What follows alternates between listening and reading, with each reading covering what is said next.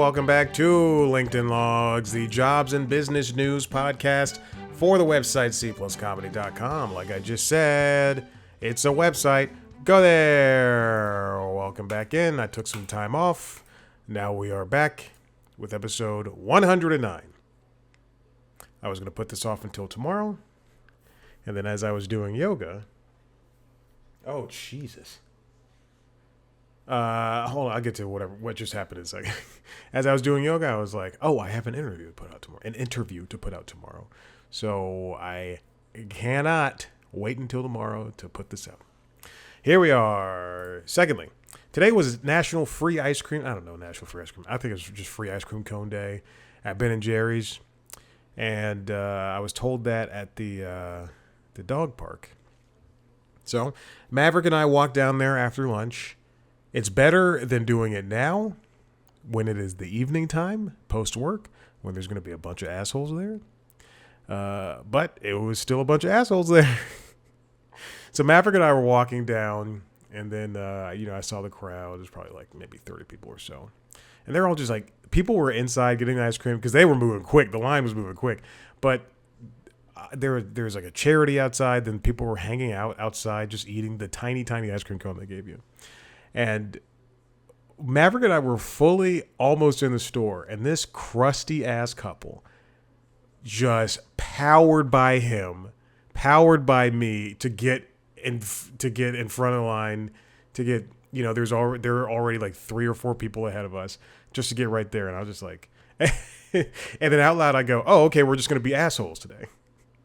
And then so then one of the workers handed me a plastic menu, and I'm looking at it, and Maverick is scared. He's a very scared. He's a pit mix, but he's a very, very, very scared dog of everything. And this woman, one of the crusty woman in the couple, turned and she was like, "Why aren't you cute?" And he did not give a shit. He was like, "No, thank you." Where like he literally turned his head, "Nope." Whereas another, oh my God, hold on. Is the audio not recording on the video? Oh, goodness gracious. I'll tell you what. I hope it's recording. It's recording now. It's recording now. I hope it was recording an audition, but it's now recording on the video. Anyway, but it was just so fascinating to see him, to see how people act just to get their free ice cream. Okay, what else? Oh, so when we were gone, Luna is the new cat in our lives. She's a kitten. She's very dumb. She likes to come onto the desk, and especially when I'm not here, she's not allowed. So that's why, especially when I'm not here. And if the work laptop was open, and as you see, it's a very nice MacBook. I believe it is an M5 of some sort. Anyway, I think it's an M5. It might be an M4. What is it? I don't know. It is the most recent one. Anyway, so I left it open, as I typically do when it is the work day. And this dumbass, she usually climbs on top of the laptop, which I hate. But she climbed on it, and this time it fell off of the desk. And I did not know. I came back home. It was a 15-minute. Well, yeah, it was like a 15-minute excursion. We went. We came back, and then I'm looking around, and I'm going, where did I put the laptop? And I go, I locked the door. Did somebody come in and steal it? Like I'm walking around. It's not connected to my Find My for some reason. And then I go, okay, hold on. I put it on the desk. And I peered over the side, and right here, this is a standing desk. There's a standing mat that I just have propped up, and behind the mat lay the computer. And I'm like, oh shit! And I pick it up. Everything's fine. There's no cracks. There's no scratches. I did just pull off a tiny little paint chip, but a button did fall off, and then I put it back on, and I was so mad at her. I was like, "This is a work laptop. This is a $3,000 laptop. How dare you?" All right, let's get on. Let's get on with the news that we have here. Let's go to video capture. Never not funny. That was days ago. Okay, this first story comes from the New York Times. It is written by Benjamin Mullen. Hollywood heavyweights signed letter opposing Paramount's deal for Warner Brothers. Now, in the show notes, I have it written as thousands. This was the first iteration of this letter that was signed by more than 1,000 writers, actors, and directors. At this point, there's been the people who joined on to the letter, it is now over 2,000 signatures. But this letter is essentially opposing Paramount's acquisition of Warner Brothers Discovery. They say the deal would harm Hollywood's already distressed entertainment community. And that is the crux of this letter. It's very true. We have people like Joaquin Phoenix, Tiffany Haddish, Lily Gladstone, Bryan Cranston, and so many more people, J.J. Abrams, Denis Villeneuve, who have signed this letter. Paramount came out and said in a statement that the company understood the concerns that, quote, some in the creative community have raised, adding that the deal with Warner Brothers will preserve, quote, iconic brands with independent creative leadership, ensuring creators have more avenues for their work, not fewer. I don't necessarily think this is true. If you watch the current season of The Comeback starring Lisa Kudrow, which is a show that I believe was canceled after the first season, and it came back for not a reboot, but like a second season more. I mean, it's obviously a second and a third season, but it's come back and it's always relevant every single time it comes back. And this third season, which is, I think, 12 years after the second season, which was like 12 years after the first season.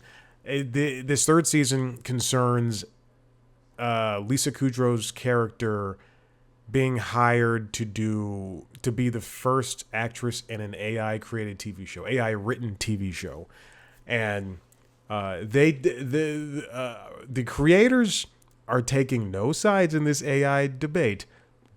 But if you look at the show, it is very heavily. There's a side they're taking, and it is anti-AI, which I like. It's very funny, but what you're seeing here when she goes in the lot, there's not a lot of working happening on the lot, and in the show, there's not a lot of people working on the show, and they're keeping the AI idea of it under wraps from the other actors because she's an executive producer on the show. So they're keeping it from the other actors, and that information is only available to the executives as well as the director and the two writers that were on the show. Otherwise, no one else knows. So it's interesting to watch. I'm forgetting the character's name. Lisa Kudrow's character walked the line between being a showrunner, being an executive producer, and then also being an actress in the show, and trying to help the other actors, essentially. And this last episode was just, oh my gosh, oh my man, she is struggling to keep things afloat, especially when the writers decide to leave because it's just a paycheck to them. They don't care. The letter comes months after, So the deal obviously was for $111 billion.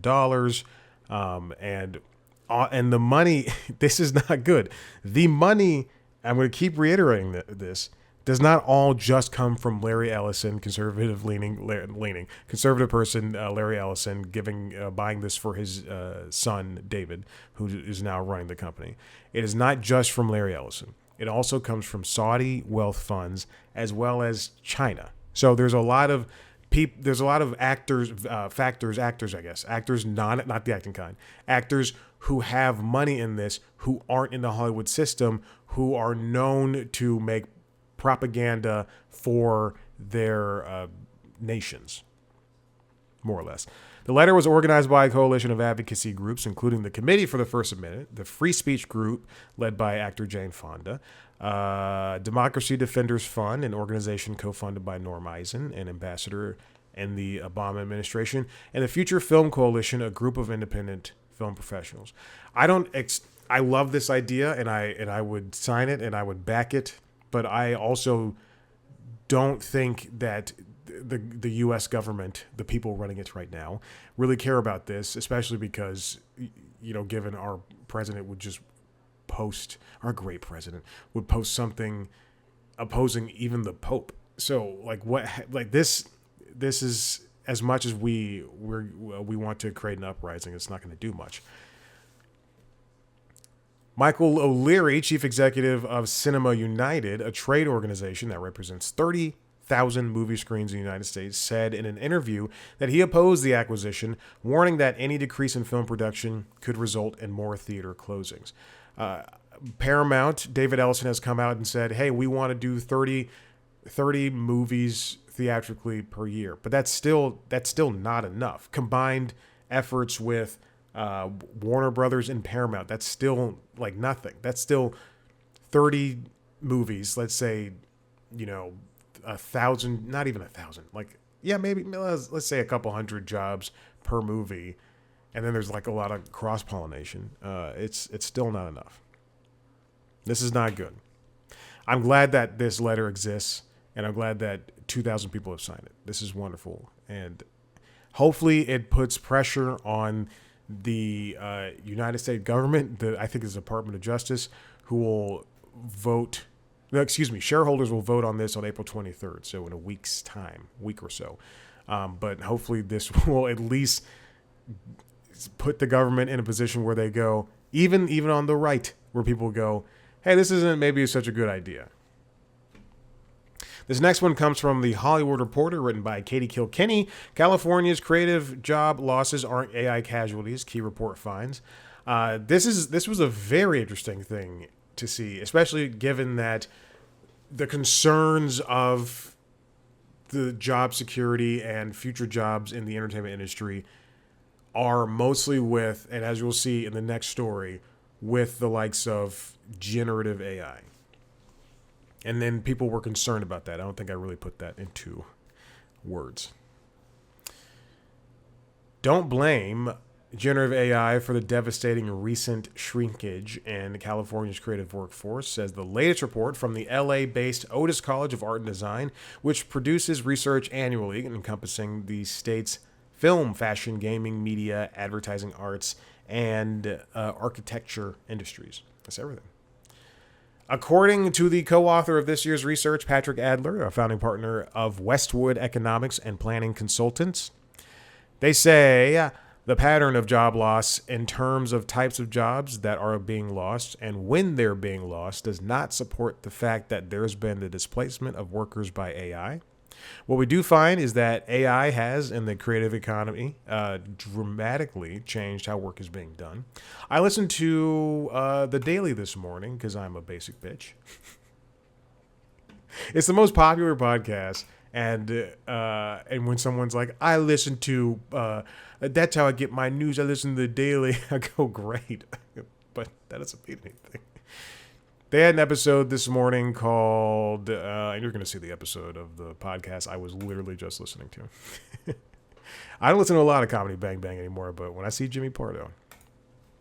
The episode was about the workers letting AI do their jobs, and it covered, Clive Thompson covered the coders who either let AI company, who are working with companies, software developers, who let AI do the work for them, and they are the human actors at the, I gotta stop saying actors, human actors at the wheel, correcting the coding that the AI is doing or not, or they are essentially backups.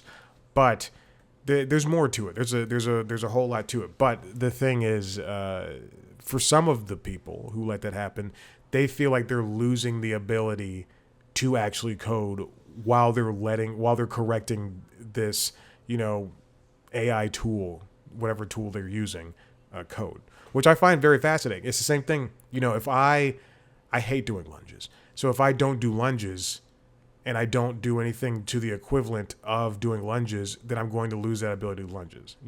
If I don't play piano, then I'll lose the ability to play piano. I wish I could play piano. I've never learned. If the limitless pill existed, would I take it? Probably not. I don't think so. Because, I don't like that idea. I don't want to, if I stop taking the pill, I'll be stupid again. So let me just stay my base life stupid.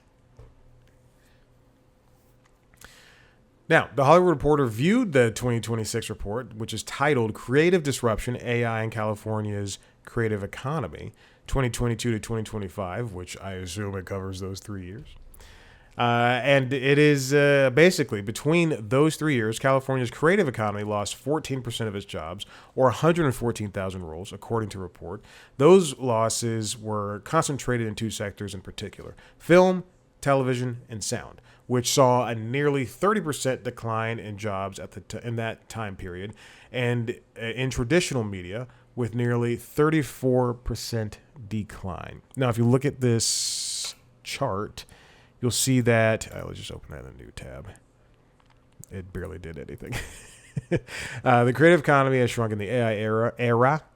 With the release of ChatGPT in 2022, we see basically a giant increase.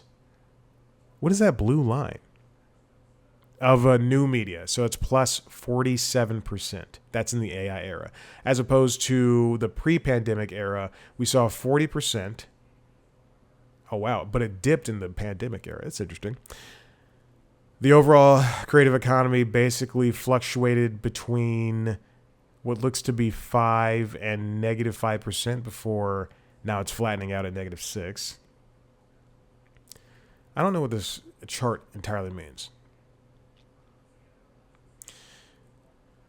Continuing on, the jobs most exposed to AI in the state's creative economy, writers, software developers, artists, have been growing in number rather than shrinking. Job postings for these occupations have been up as well. As I've mentioned prior to this, at my day job, they are slowly starting to implement an AI tool for the editors that work on the projects that we make. I will not talk about what job I have.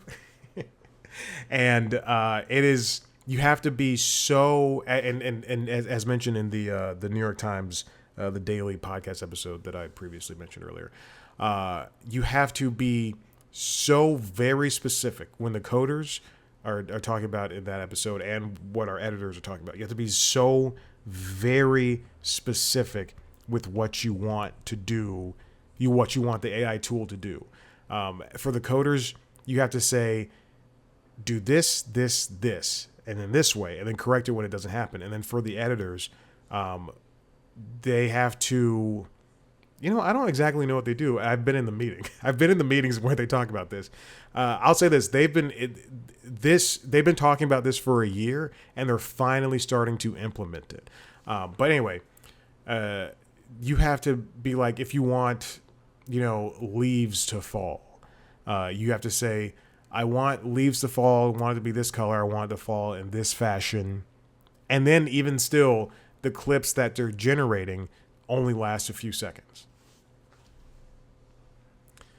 The good news for Hollywood workers is that so far, generative AI use in creative industries appear to be replacing specific tasks instead of staffers, which is something that I think, can be, after hearing...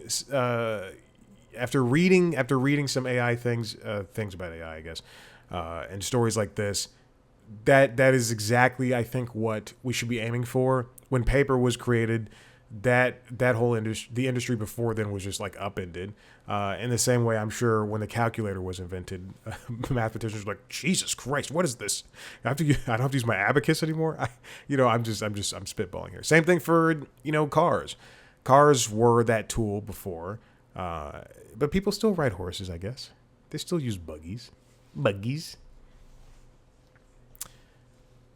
So that's but I'm still not gung ho about it. It's not something that we should desperately want. Okay, now moving on to the final story. This comes from Variety, written by Gene Mattis. What's in the WGA deal? $321 million in health funding, higher premiums, better residuals, and more AI meetings. This happened over the break. This was so great to hear. The Writers Guild of America signed that deal, and we didn't know what was in it. With the Alliance of Motion Picture and Television Producers, they signed that deal. We didn't know what was in it, and now we know what's inside the deal. First off, this deal is for an extra year. Instead of 3 years, it's 4 years, which is, I know I've mentioned this before. You don't exactly want the longer deals, but this is a 4-year deal that's better overall. So you kind of have the extra breathing room. But, the longer the deal, the less protections you have for in the future. So this is kind of, it's usually deals are signed for 3 years at a time. So this is kind of, in, I would say, preparation for what is to come. Every deal is. Okay. A studio side source emphasized that the deal is by far the largest increase in history for the health plan. That's specifically what they wanted. And remember, the health plan was essentially decimated because of the 3-year. Excuse me. How long was the last? 18 months, I believe, was the last strike, and that was happening during the 3-year deal. After the 3-year deal had expired. The infusion is about 5 times larger than the $65 million the studios gave in 2017, the last time the health fund was a key issue. This is, before we get into anything, I understand why these CEOs and these companies want more money. I get it. It makes your bottom line bigger. It makes you seem more powerful. Sure, David Zaslav is a fucking billionaire now, which is ridiculous. But wouldn't you want to invest in your people so they continue to make great movies and TV shows for you, and music, and in a lot of cases too, in music and stuff? Like I would rather, you might hear my dinner cooking, I would rather have, and I understand, I'm a different type of person. I don't want much. I would rather have less money and more potential to earn more in the long run than to have more money now and then maybe have the idea to have more money in the long run and then to screw over people that are making the things that I want to make me more money. The contract also includes an increase in streaming residuals with a quote-unquote success bonus, which is fair, which is good enough, for the most popular streaming shows, going from 50% to the base residual of the base residual to 75%. It also includes annual increases of 1.5, 3, and 3% in most minimum cases across the 4 years, as well as some provisions meant to discourage producers from demanding free work from writers. The residual, in the case of the residuals, I think, for a show like Malcolm in the Middle that is having a reprise in success, that show made it to like 217, I think, 200 plus episodes in syndication. I was watching, I don't know, something on YouTube TV last night, and I saw the commercial for the 4 new episodes of Malcolm in the Middle, the revival, that are going to be the only 4 episodes that we get from that show. They said they're not doing any more, but it was Hulu's biggest premiere of the year so far. So what I would have done is, if I were Disney, I would have gone to FX or FXX or wherever you have the free time, because you're basic cable, you have free time. I would have just put episodes on there, pay the residuals, and been like, here's episodes of this, because people are still using pay TV, like me, as well as streaming. And then in other areas, the deal is basically the same thing. On artificial intelligence, the AMPTP agreed to continue to hold meetings with the WGA and to notify the Guild if the licenses writers work for are training AI. I guess that sentence that is written doesn't make sense. But I editorialized it a little bit. But the studios did not agree to pay writers for AI training, which had been a union demand. So that means essentially, if they say, if the studios come to the producers or the WGA and say, hey, also this is used to train AI, then the WGA can say, don't write on that show or don't write on that project, whatever it is. The deal also holds the line at TV staffing minimums, which were a key element for the 2023 writer's strike. The MPTP had sought to relax the requirements in order to allow for limited 4-week quote-unquote mini rooms before a show was greenlit, but the WGA stuck to the terms of the 2023 deal that all but abolished them. I think that's the free work thing. The substantive changes mostly pertain to healthcare. Due to the decline in film and TV production and the spiraling health costs, the WGA fund has run deficits totaling $200 million over the last 4 years. At that rate, the fund's reserves would have dried up within another 3. The union came in with a goal of extracting more money from the lawyers. If you're watching the video and you see me like rubbing my lats, it is because my lats have been hurting. I think it's from the workout yesterday. And then I did snatches this morning and cleans and jerks. And I don't think that helped. In-network costs have gone up 13% since 2019. So this is great to keep the, as a WGA spokesperson says, out-of-pocket costs as low as possible. They raised the contributions, their health contributions, from 13% of a rider's gross compensation to 16.75, which doesn't seem like a lot on paper, but I'm sure that's a decent chunk of change. I don't know. Those changes, I have to pay because I'm contracted. I have to pay for my health care. And I also don't think I get a HSA fund. I don't know. Anyway, and it's like $25 a month. Or whatever deal I chose, not deal, but whatever packages I chose. I gotta tell you, it's nice to have healthcare again, but also, still money out of my pocket. In addition, the parties agreed to shift the $41 million from the paid parental leave benefit to the health plan. So that's a good thing for parents, right? For their part, riders will see increases in premiums, deductibles, and out-of-pocket minimums. The WGA also agreed to a 10% increase in the earnings threshold to qualify for coverage. A 10% increase in the earnings threshold. So does that mean people who were making, I'm going to make up a number, $100, if they're now making $110, then they can get in, or maybe they're making $90 they can get in. I don't know. Additionally, the Guild agreed to a major reform of the quote-unquote extended coverage system, whereby riders accrue points that allow them to stay on the plan for up to 5 years while they're not working. That's a great idea. That's excellent because, hey, sometimes right now especially jobs are few and far between, so this is great. Riders currently pay 0 monthly premiums for individual coverage and up to $50 for a family. Under the new agreement, that will increase to $75 for individual and $200 for a family, which is still lower than the current SAG-AFTRA premiums. Okay, yeah, that's good.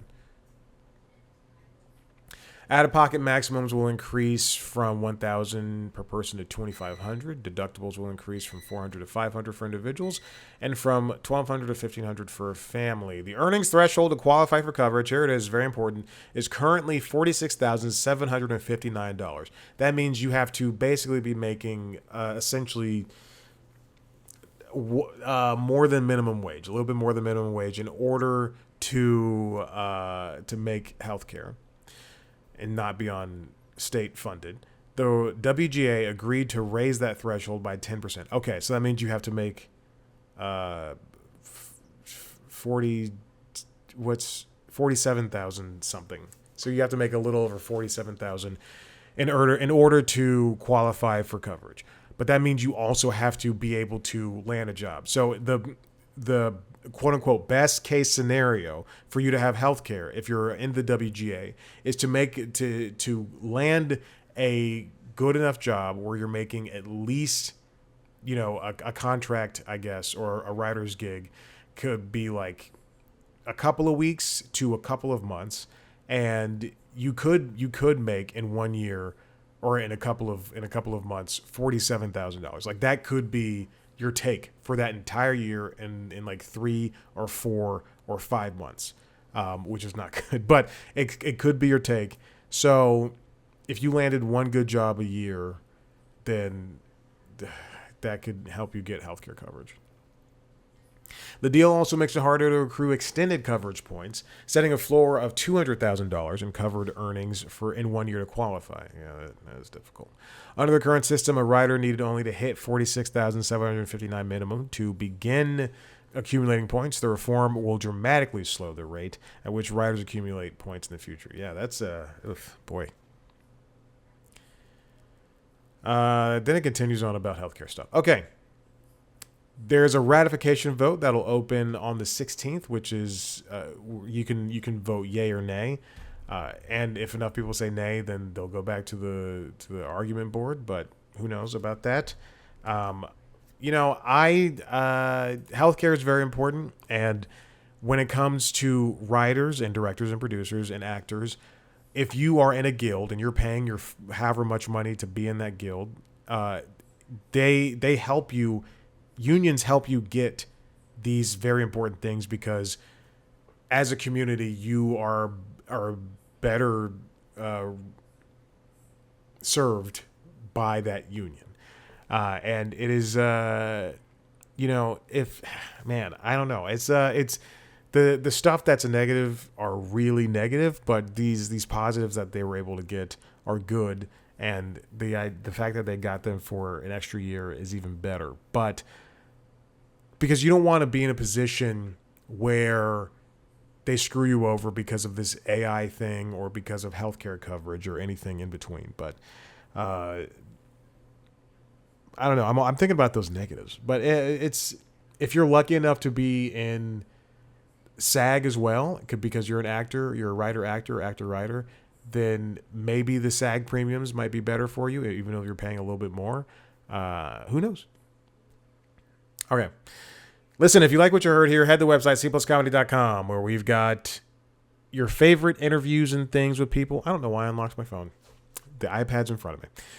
We have got your favorite interviews with your favorite people or your future favorites. Who knows? If you want to see a video version of those interviews, go to youtube.com/cpluscomedy, where you can also see a video version of this show, as well as a video version of the other podcasts, The Constitutionals, the Entertainment Business News Show, and Late Night Lately, the Late Night Show. Subscribe to those podcasts wherever you get your podcasts, and check out the interviews where I sit down and talk to famous people. Follow us on social media at cpluscomedy on TikTok, Instagram, YouTube, and Blue Sky. Me on those platforms at Chad Blackwhite. Thank you so much for listening. We'll see you next time. Bye.